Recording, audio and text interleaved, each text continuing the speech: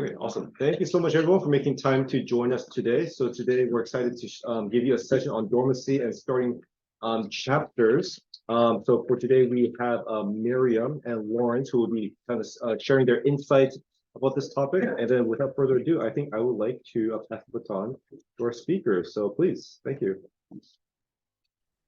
Hi, afternoon, everyone. Let's jump right into it. Let me share my screen.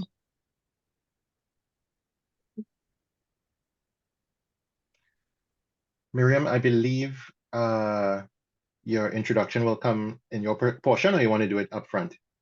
I can introduce myself after. Okay, cool. 1 second. All right. Good afternoon, everyone. My name is Laurence Inniss. I was a JET in Nagasaki for 5 years. I was the president of the Trinidad and Tobago chapter for several years. And I'm also the current chair for JETAA International. Today, we want to talk about the less fun side of JETAA chapters, which is the struggles, more specifically, dormancy and reactivation. You guys are seeing the screen, right? Okay, cool. I will use my experience of founding, leading a chapter, along with tricks, tips, and struggles I have learned along the way. And hopefully, this will give you some insight and advice into what you can do for your chapter. First, we start off with a little backstory for the case study of Trinidad and Tobago. For the foundation, we decided to create this chapter to help others. Back then, we did not have the online tools and presence that we have now. So we wanted to give back to jets that were leaving and jets that were coming back. So we contacted CLAIR, fulfilled the requirements, and here we are. But the reality of the situation came very quickly, which was few people wanted to do the work. While they like to reap the benefits. So for instance, would you like to attend an event at the ambassador's residence with free eats and drinks? Yes, please. Would you like to come set up and volunteer next week, Saturday? No, thanks. And so it goes. I'm sure we have all heard the stories, right? Fast forward, and this brings us to burnout. We loved what we did so much that I think we lasted 3 years with the first committee. And then I headed another committee for an additional 2 years. Then everyone, including myself, got a bit burnt out, or life demanded more of them and they had to step down, which is when, things got really tough. While they stepped down, however, they all in their own way still supported and helped, just not as much as they could before. Yes, the struggle. We couldn't find any new blood. Jets tend to not return to TNT, whether it's for job opportunities or otherwise. And those who do tend to not be interested in being active members. So it's a tough situation to be in. And this went on for a year. But we had some new hope where a former committee member of mine was able to find and convince a few alumni to step up. And that's how we have the new committee. Now, how hard do hard times have to be before changing the way that we do things? Because at the end of the day, no one wants to shut down or be dormant. When you're running on a skeleton crew and the words available funds make you chuckle and then cry a little bit, then maybe it's time to change things up a little bit. Of course, there's no one emergency plan that fits all chapters, but I hope for those who need the help in this department, that this will offer some ideas in the right direction, at least. In crisis mode, there are a couple of things I'll be touching on today that I think will be useful when in such crisis. Strong core, it's good for your body and your chapter too, to connect and collaborate. Friends of Japan, they are your helping hands, and the use of online tools. So let's get into a strong core. Unfortunately, there will come a time where ours was fairly early, where you will have to realize that the committee is the association. You'll have to learn to adapt and find ways that walk the blurred line of proper versus what must be done to stay afloat. A very important tool is your core team, your committee. Staying afloat and active will depend on this group of people. They should be dedicated, passionate, and if possible, a very cohesive bunch. We kept TNT afloat and active for many years solely on the efforts of 6 people, our friends and the connections that we made. Your team should be willing to devote the extra time for things to work and be successful. So your team is very important in this kind of situation. Next, we do your connections and your collaborations. When used together, this can give you ways of achieving your goals on a next to zero budget. Reach out to language schools that have Japanese courses, or maybe even reach out even though they don't have any Japanese classes. Tell them you want to use their facilities and you will promote their school. That way, it's a win-win. They can also assist in the promotion of your events, as they may already have a larger following than you. Use the resources of nearby embassies and consulates, community centers, Japanese community groups, restaurants, etc. Think of it like this. You are the brains and they are the body. They provide the physical resources, that is location, rooms, access to utilities on site, multimedia support, internet on location, and you provide the expertise. You bring the movies, the knowledge, the origami paper and calligraphy tools that you borrowed from the embassy. Just know your limits, and then you can decide what you can look to others to support you with. Join forces with other culture groups, taiko groups, martial arts groups, anime and manga groups, and cosplay groups, just to name a few, are some great resources. They typically have a large user base and can sometimes be much more willing to volunteer and give of their time for events than your membership. Sad but true. This, however, can be used well. These passionate individuals are who I want to talk about next. Friends of Japan. When your membership is scarce or just plain not up to the task, these individuals we have found to love being involved and are typically willing to volunteer when we hold events. They come from all corners of the country to attend and support and be involved in any way that you would have them. Use them, dare I say, exploit them just a little bit. I would typically buy a case of water and maybe some light eats to ensure no one collapses, and bam, you have a successful event complete with volunteers. We have turned to culture-related clubs, Japanese residents, and of course, members of the public who are Japanese culture fans and enthusiasts. Examples you might consider include Japanese or just language students, dance students, taiko students, the Facebook anime and manga groups, bonsai groups, ikebana. Not only do you get potentially free workers, but you build a network for future collaborations. I would suggest you maintain these connections, as they can also be useful for the association in the future, as well as for you professionally and personally. Next up, we have the tools. They are your friends. They're useful for meetings, orientations, classes, demos, and all things that are online. While many of us are burnt out and fed up of virtual, they do still have their benefits. During the height of the pandemic, TNT held virtual JET open forums, as well as orientations, where we invited current Trinidad and Tobago JETs to chime in and give their current insight. This was very well received, and we recommend trying it. Of course, hybrid might be the best of both worlds, but that comes at a cost that you may not have, unless you're willing to simplify the process and use Wi-Fi, phone, tablet, laptop, and a decent portable Bluetooth speaker. It doesn't have to be the best possible version of things. Just make it work. Remember, if you're looking for a cost-effective way to do something and can't figure it out, ask another chapter, ask a friend from another chapter, and see if they have a solution. Remember, someone else has already gone through what you have before.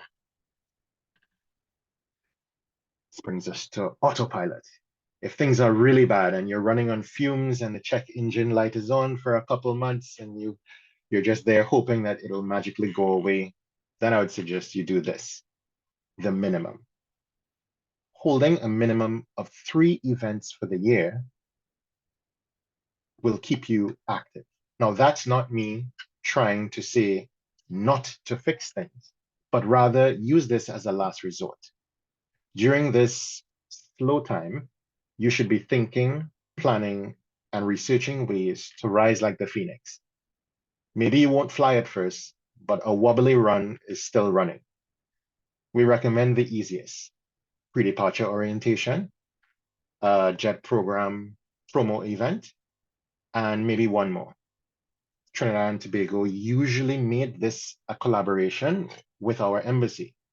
Collaborations still count as activities. By keep the fire going, I mean have someone in charge. I was, for quite some time, doing activities by myself to ensure that we did not fall into dormancy. It's a lot to ask, but as one of the founding members, I couldn't let the chapter die without holding out as long as I could. Now, dormancy, if you look to the JETAA International bylaws in Article 7, Section 5, you will see that membership will be considered dormant if any 2 of the following occur. In addition, dormant chapters will not be considered as part of the quorum for meetings and votes.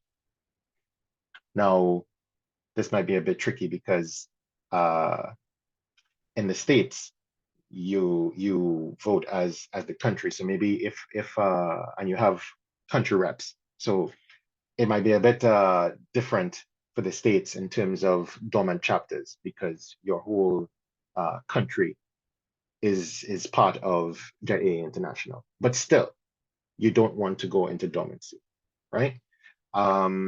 You can see the full details of dormancy and reactivation in the JETAA bylaws as stated there. It includes reactivation as well.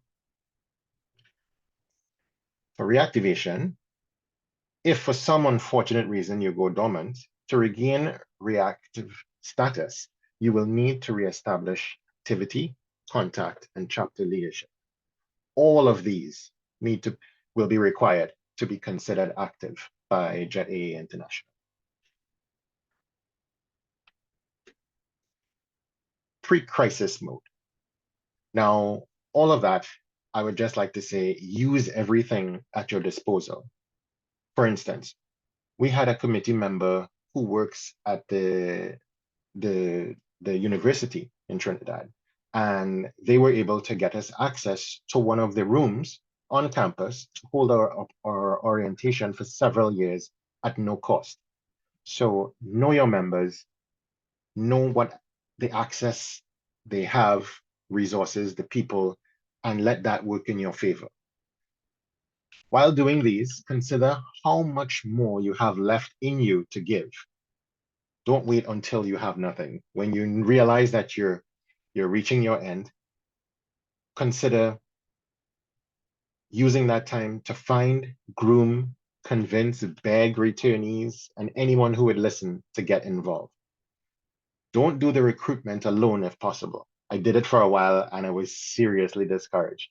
But a former fellow committee member who is actually responsible for reaching out to the current Trinidad and Tobago team, they were able to put the current team onto me so we can get the ball rolling and get them installed via voting, etc., to be our current committee. And this brings us to Miriam's side of things. So I'll let her share.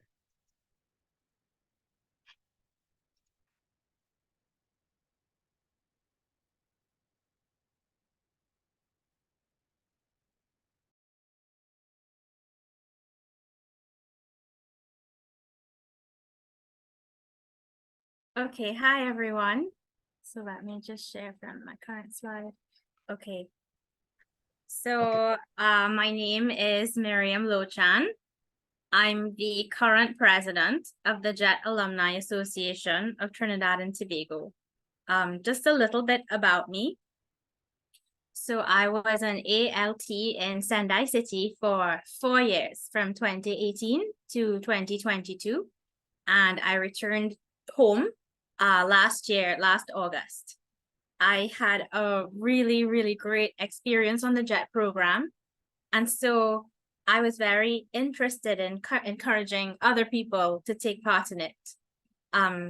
Soon after I returned home, I reached out to someone who I knew was a former alumni committee member, and I expressed to them my interest in joining the Alumni Association.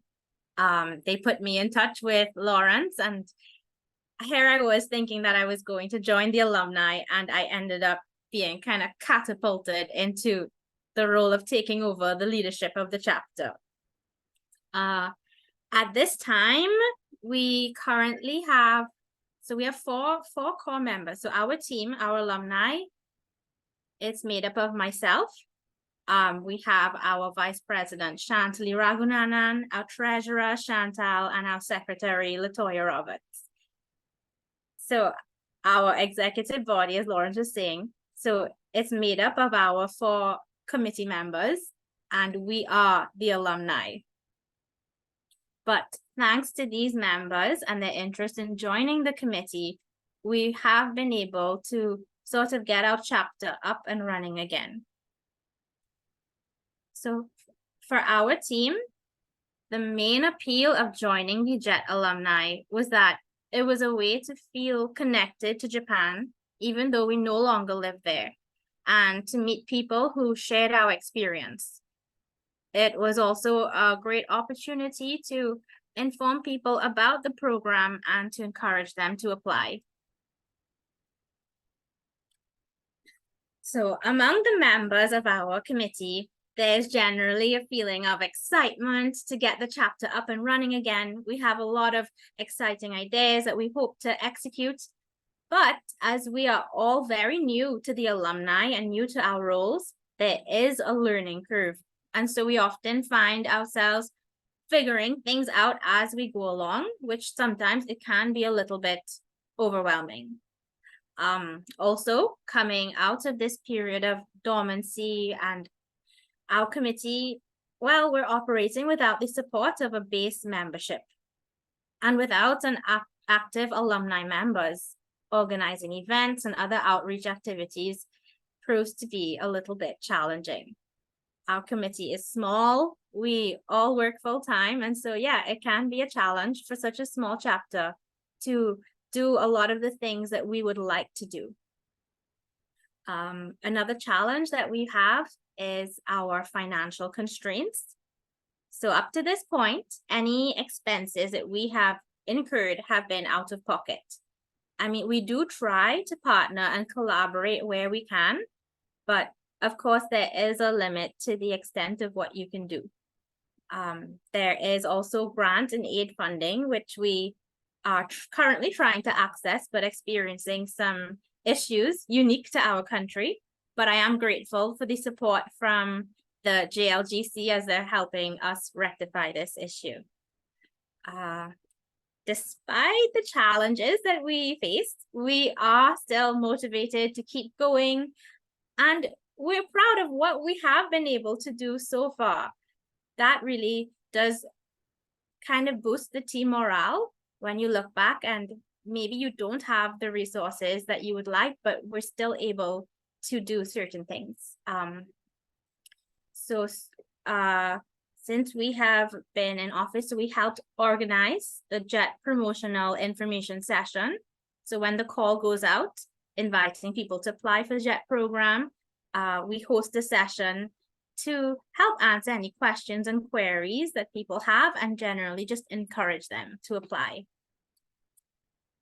We were able to put together the orientation for the successful JETs to help prepare them for life as ALTs in Japan. We received a commendation by the Embassy of Japan for the good work of the alumni. We were able to assist the Embassy of Japan at their annual pre-departure orientation session for JET participants, and that happened earlier at the end of July, beginning of August. And then the last thing is that we were able to go to the airport and do a nice little final farewell to the 2023-2024 batch of JETs as they set off for their orientation in Tokyo. So going forward, we do have some goals that we would like to achieve. So one of them is that we would like to build our membership. For now, what that looks like is we hope to have 2 events. So we hope to have one virtual and one in-person networking event, specifically targeting alumni to encourage them to come, share their ideas, and garner support for our upcoming activities. We would like to continue to promote the JET program, to organize the promotional information sessions online that we've done before, as well as to organize the orientation and just continue to support the applicants on their journey. Lastly, we would like to continue to promote culture and strengthen ties between Japan and Trinidad and Tobago. So despite having limited resources, we still hope to collaborate where possible with other bodies. So we collaborate with the Embassy of Japan. At our local university, there's a Center for Language Learning, as well as an East Asian Club. So we're looking forward to try to collaborate with these groups to facilitate events like a film night, school visit, and other outreach activities. And I think that one of the reasons that we're really happy to be able to come and attend this conference is that I've learned recently that there are so many other chapters in our position who have skeleton committees and who are finding ways to make it work while having limited manpower and limited funds. So it is a really nice opportunity to share our experience as well as learn from the experiences of the other chapters. Okay, so thank you very much. If you have any questions for me or for Laurence, please feel free to ask.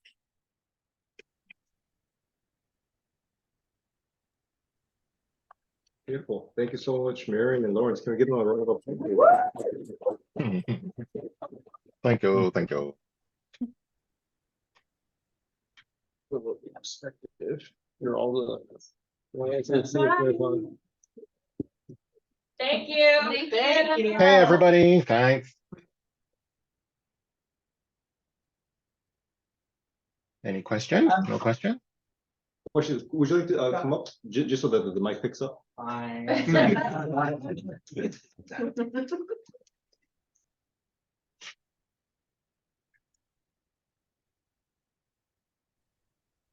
Hello. So my name's Rob from the JETAA Portland group, and my quick question is, how many members do you have right now? So our active members, it is the committee. It is the 4 of us. So myself, the president, the vice president, treasurer, and secretary. So it is very much a skeleton crew at the moment. And Laurence supports us. But I would say if to answer your question, the way that you asked it, probably about 65, 70. Okay. Yeah. And obviously there's more alumni probably somewhere in the country that just are hiding. Quite possibly, yes. All right. Thank you. Sure.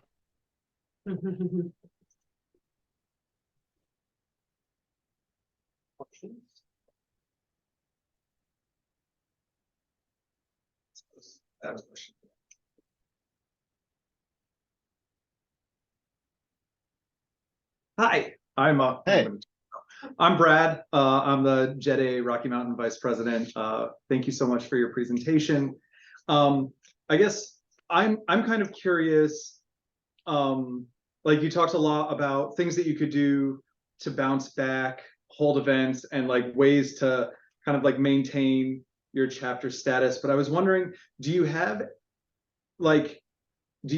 any specific ways that you maintain touch points with people on your mailing list or social media, or kind of like during a period of dormancy, or when you're, like you said, like in panic mode or something like that? Do you kind of let that go and focus more on like maintaining those like 3 events a year without, say, something like a newsletter or like regular social media updates? Just curious how you handle that. We after years of evaluating our membership's behavior, and maybe this is also why I wanted a new committee.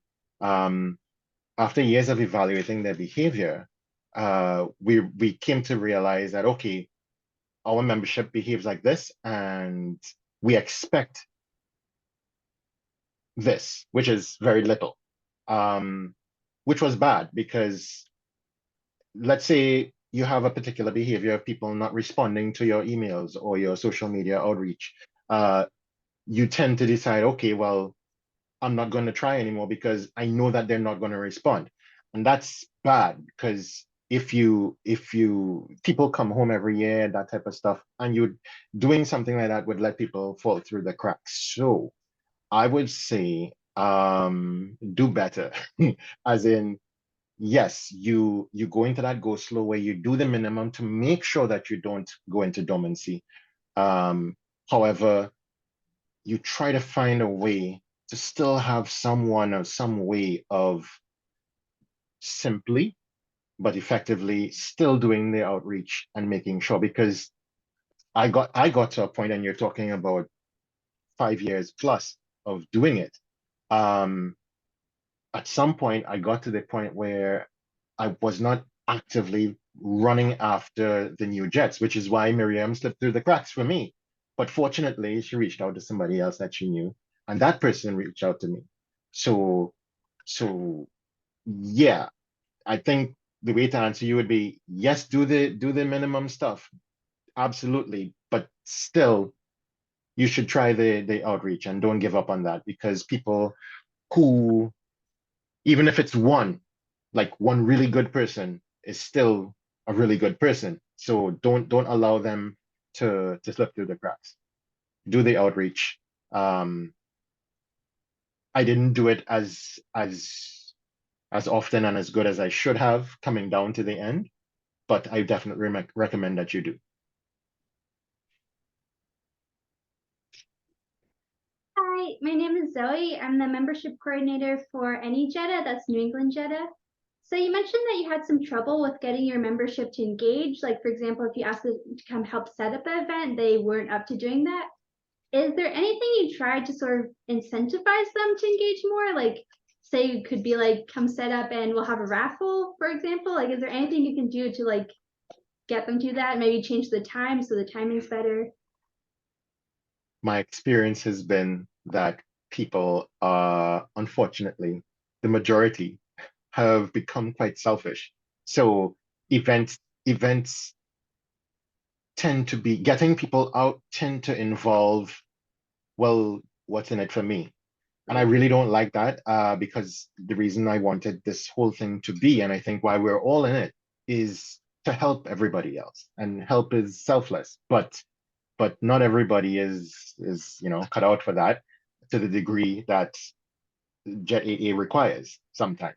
So we found ourselves having to say, oh, well, you get this, or a discount, or free this, or free that. Well, that's something that I wanted to do, and people seem to be receptive, like subsidized events. Like if you say, oh, we're going to have something, and you get like subsidized like food or something, then they're like, oh, well, that sounds cool because I get to have something and it's not as expensive. Again, it brings it all back to that, well, what can I get? What's in it for me? And that's really unfortunate, which is why it seems like we had an award that we got in 2019, and the ambassador was really generous that time. And he said, listen, any alumni that says yes, they're free to come. And I have never seen so many alumni show up because it was, free food, free drinks, and a good time. And you get to meet the ambassador, et cetera, et cetera. And I was like, wow, look at this. But you can't do that all the time, Yeah. So unfortunately, and it usually requires some sort of cost, giving back something, whether it's little trinkets, paraphernalia, whatever, getting something is what encourages people, it seems. Which It's not Yeah. good motivation, but it is. Yeah.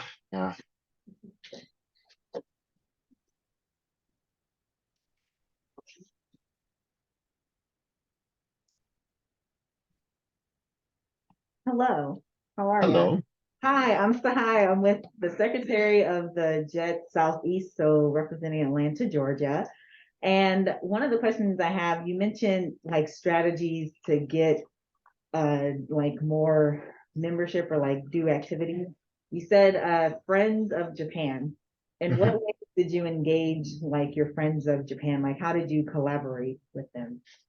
And what activities did you collaborate with them? So, for instance, we have the Judo Association, not Judo, Kendo Association of Trinidad and Tobago, and I met him at the ambassador's residence for an event, and I thought, oh, that's a good connection to have. So we kept in contact, and anytime they have demonstrations or tournaments or whatever, we try to get the committee and whoever else to go and support them.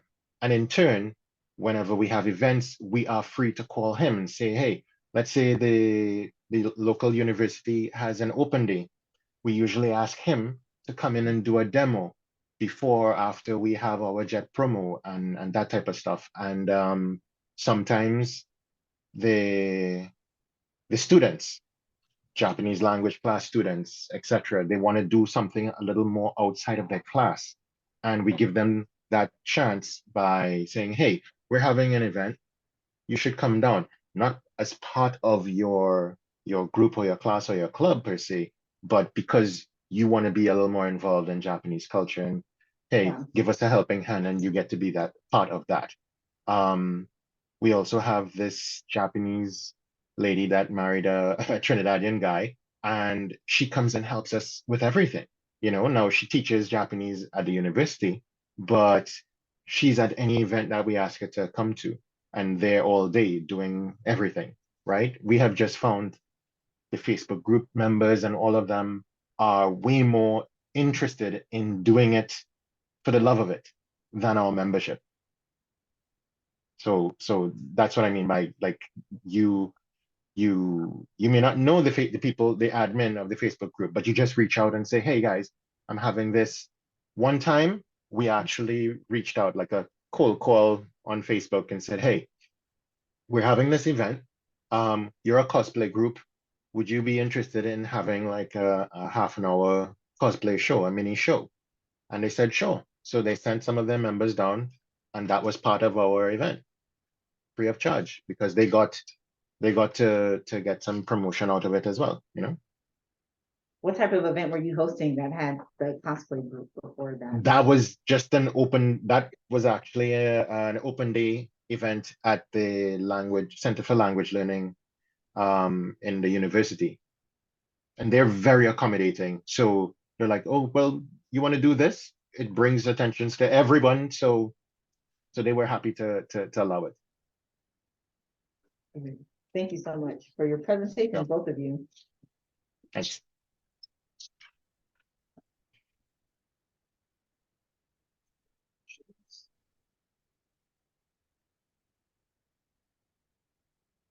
If anyone has anything to add, like to suggest, feel free. I'm sure Miriam would love to hear, any feedback and additional advice. Hello, my name is Leah Reuter. I'm from Alaska, and I'm currently the treasurer.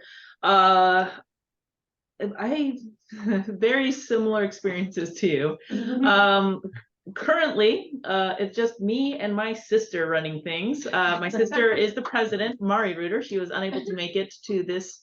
Our membership list is about 75 people, but my sister and I are the ones who are like, we lost a couple of people. We had a core of 4 of us, but one person moved to Australia, so now she's doing things in Australia, and the other person became a nurse and no longer has time for anything outside of that job. So we've been hanging on in there, having our like minimum events. For us, yeah, our partnership has been, prior to the pandemic, we work closely with our Japan Association of Alaska and our Consul office. Our Consul office always invites us and asks us to do our JET Q&A before we send the new jets off in at beginning of August. We always attend the luncheon that they have the day of they're heading out. But also prior to the pandemic, you know, we were going to the university to tell about our story, our experiences at JET when we're trying to help recruit university students and let them know about the JET program. So that was part of our partnership with the Consul office. With the Japan Association of Alaska, they were the ones who have a Natsumatsuri, annual Natsumatsuri that was growing in popularity across our city in Anchorage.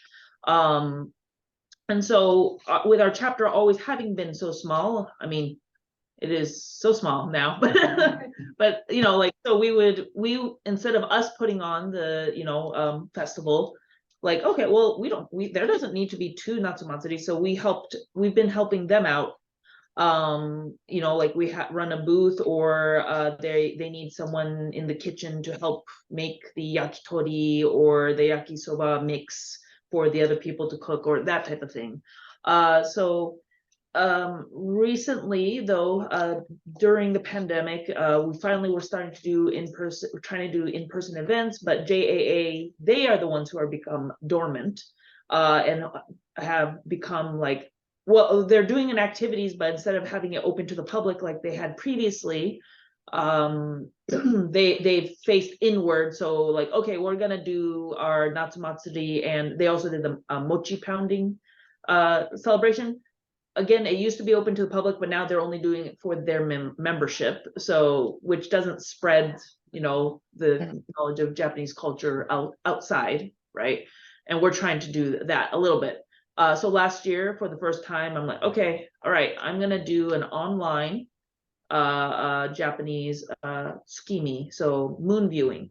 And so I had held 2 sessions. One for making, so I did an online cooking show basically on Zoom, and then we had a second one session later in the evening for just socializing, and 16 people showed up, like online, to do that. So it was kind of, so end of this month, this will be my 2nd year doing that, except we're gonna do, the first session is going to be in person, and this time we're gonna make udon from scratch, to make tsukimi udon, where you put an egg, you know, on top, and then, but then I'm still having the online session because Alaska is such a huge state. A couple of our, you know, people, you know, they can't come to Anchorage, they're in Fairbanks, which is a 6-7 hour drive, right? Or they're in Juneau, which is a flight, or, you know, so we have a spread members, you know, there's some members across the state that they can't just show up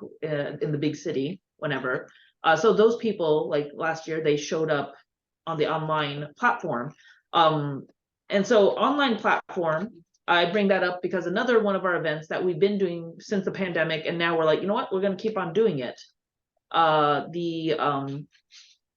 networking event, but it is the New Year event, where people can order food, and we'll, you know, if you send us your receipt, then we're gonna pay back up to $30 of it. And then we just socialize online, and that's our, you know, social networking / socializing, you know, our annual event. And that one's been popular. We did it in person before, but now more people can show up because they don't have to come to Anchorage for it to happen. And yeah, I don't know, maybe if you, Well, Two questions. One, the first one you had, was it the 16 people that showed up? They were alumni or a mix of alumni and public? A mix. Nice. So I opened it to alumni and our friends and family. Right.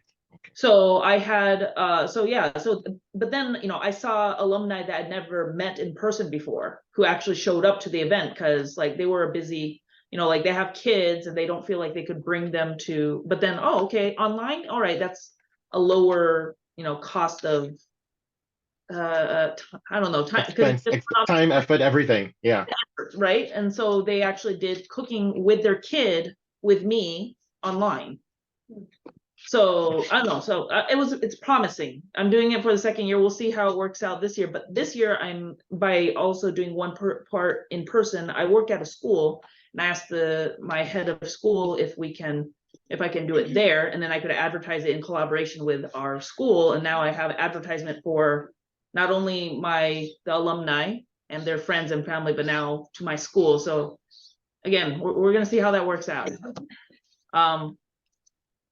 I don't know. Take whatever you will from that. I'm glad you shared.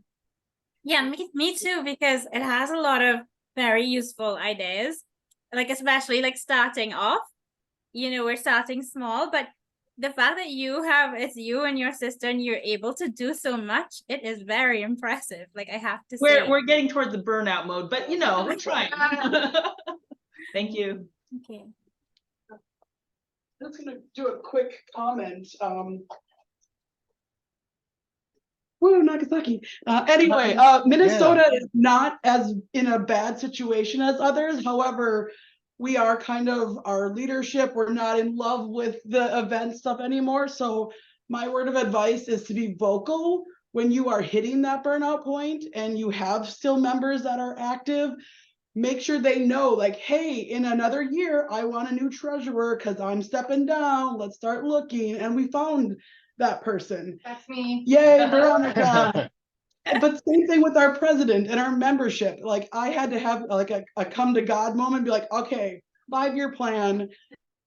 Who is going to be here in 5 years? If not, no shade, that's okay. We just need to know so we can actively be recruiting. So have those conversations with your board, or if you're new and you're like, I kind of want to be a co-president or whatever, just ask. I think that's helpful. So just my thoughts. Yeah, don't wait until you have nothing else to give and you're already burnt out, you know? Okay, awesome. I think that's the amount of time that we have for today. Can we give a big round of applause? Okay, thank Thanks, you very much. guys. Beautiful. Thanks so much for you too. Really appreciate your time and insight. Thank You're welcome. Thank you. Thank you. Okay. Enjoy the rest of the conference. Yeah.